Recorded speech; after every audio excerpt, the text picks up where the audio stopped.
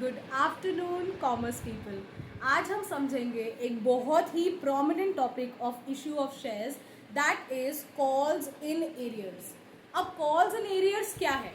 Calls in arrears को आप इस तरीके से समझिए कि जैसे एक शेयर होल्डर ने हमारा शेयर तो खरीदा, बट जब हमने उससे पैसे मांगे तो उसने पैसे नहीं दिए।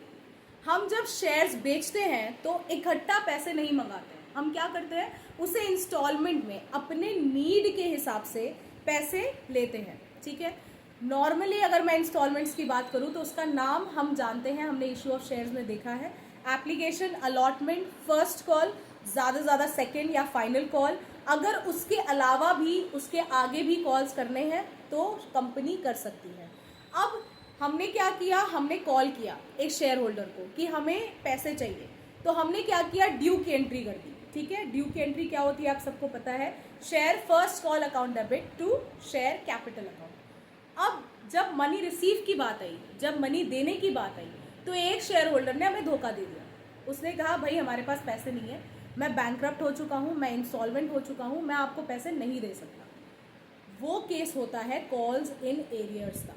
जैसे हमने पार्टनरशिप में देखा था, एसेट साइड में जब हम डेटर्स लिखते थे तो डेटर्स के नीचे हम क्या लिखते थे, बैड डेट्स। बैड डेट्स का मतलब कि पैसे डेटर्स से हमें नहीं मिले, वहाँ हम बैड डेट्स कहते थे। यहाँ पे अगर शेयर होल्डर हमें पैसे नहीं दे रहा है तो वो हमारा हो जाएगा कॉल्स इन एरियर्स। ठीक है, एक एग्जाम्पल के साथ समझते हैं कि ए जिसने 1200 शेयर्स खरीदे थे हमारे कंपनी के, उसने क्या किया, एप्लीकेशन मनी 3 रुपए का दिया, अलॉटमेंट मनी 2 रुपए का दिया, फर्स्ट कॉल मनी 3 रुपए से उसने धोखा देना शुरू किया। फर्स्ट कॉल और सेकंड कॉल उसने हमें नहीं दिया। अब इस केस में कंपनी क्या करेगी, सीधा से सीधा इसका जो 1200 शेयर है उससे वापस ले लेगी। वापस ले लेगी का क्या मतलब है कि भाई आप पैसे नहीं दे पा रहे हो, कोई बात नहीं, हमें शेयर्स हमारे वापस कर दो। ठीक है, तो उस केस को क्या कहते हैं, उसको कहते हैं हम फॉरफीचर ऑफ शेयर्स।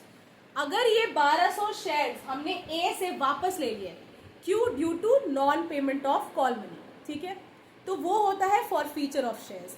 और अगर यही 1200 शेयर हमने ए से लेके बी को दे दिया, उसको हम कहते हैं री इशू ऑफ शेयर्स। ठीक है, तो अब अगर हम ए की बात करें तो उसने फर्स्ट कॉल और सेकंड कॉल नहीं दिया है, तो कॉल्स इन एरियर्स क्या होगा, 1200 इंटू 3 फर्स्ट कॉल के केस में, 1200 इंटू 2 सेकेंड कॉल के केस में। तो जब हम एंट्री करेंगे तो हम क्या करेंगे, मान लीजिए 10,000 शेयर्स दिए हैं, 10,000 shares at the rate ₹10 each. ठीक है, अब हम एंट्री करते हैं। हम नॉर्मली एंट्री एप्लीकेशन की वैसे ही करेंगे, उसमें कोई डिफरेंस नहीं आएगा, क्योंकि यहाँ पे ना ही अंडर सब्सक्रिप्शन है ना ही ओवर सब्सक्रिप्शन है। हम 10,000 देना चाहते थे, हमने 10,000 ही दिया है। इसको हम कहते हैं फुल्ली सब्सक्रिप्शन। ठीक है, फुल सब्सक्रिप्शन या फुल्ली सब्सक्राइब। ठीक है, अब 10,000 है और उसमें से 1200 शेयर जो शेयर होल्डर लेता था वो पैसे नहीं दिया है। एप्लीकेशन की एंट्री वैसी की वैसी रहेगी, अलॉटमेंट की एंट्री वैसी की वैसी रहेगी, उसमें कोई फर्क नहीं आएगा। फर्स्ट कॉल की एंट्री के ड्यू में कोई फर्क नहीं आएगा।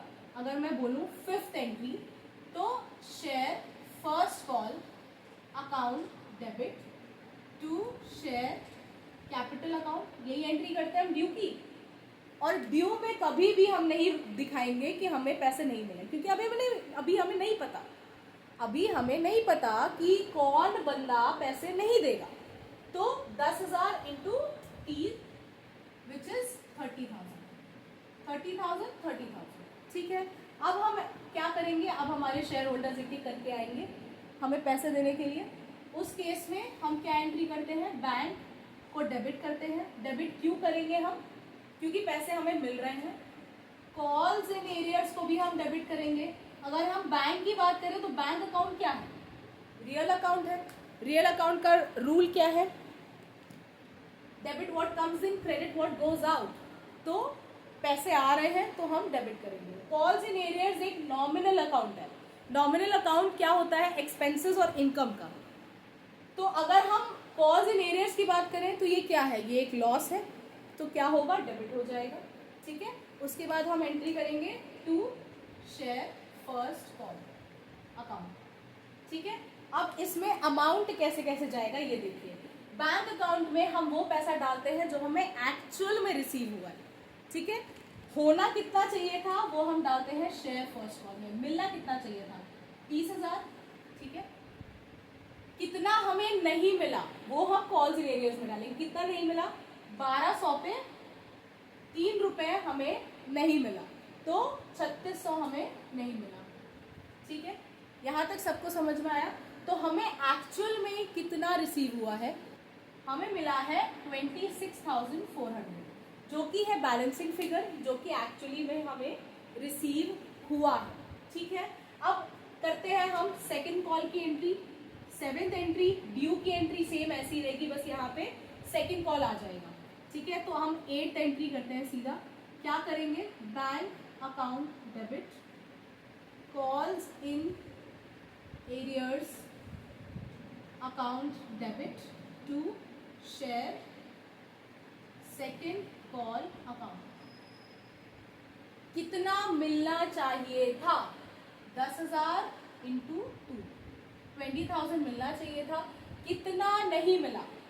1200 इंटू 2, 2400 हमें नहीं मिला। ठीक है, मिला कितना है? 17,600, जो कि हमारा बैलेंसिंग फिगर है। हमेशा याद रखिए, कॉल्स इन एरियर्स हो या कॉल्स इन एडवांस हो, वो हमेशा मनी रिसीव के टाइम पे ही आएगा। क्यों? क्योंकि हम जब कॉल कर रहे हैं कि हमें पैसे चाहिए, हमें नहीं पता है कि कौन हमें एडवांस में दे देगा, कौन हमें नहीं देगा। ठीक है, लेकिन जब पैसे रिसीव करने की बारी आएगी तब हमको पता चलेगा कि कौन किसने पैसे दिए हैं और किसने पैसे नहीं दिए हैं। तो calls in arrears and calls in advance हमेशा मनी रिसीव की एंट्री में आता है।